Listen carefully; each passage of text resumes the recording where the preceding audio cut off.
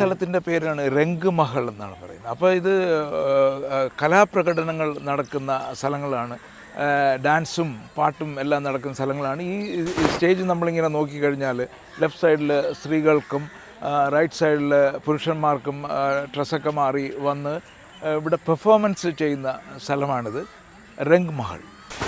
രംഗ് മഹൽ എന്ന് പറയുന്നത് ഇവിടെ കലാപരിപാടികൾ നടക്കുന്ന സ്ഥലമാണ്. അതിനോട് ചേർന്നാണ് ഖാസ് മഹൽ എന്ന് പറയുന്ന ഒരു ബിൽഡിങ്. ഇതെന്ന് പറഞ്ഞാൽ ഷാജഹാൻ ചക്രവർത്തി മുംതാസ് എല്ലാം താമസിച്ചിരുന്ന സ്ഥലമാണ്.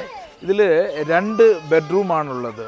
അതായത് ആ സൈഡിൽ ആ മുഗൾ കാലഘട്ടത്തിൽ യമുന നദി ഈ സൈഡിൽ കൂടെ ഒഴുകിയിരുന്നു എന്നാണ് പറയുന്നത്. ഇപ്പോൾ കുറച്ച് അങ്ങോട്ട് മാറിപ്പോയിട്ടുണ്ട്.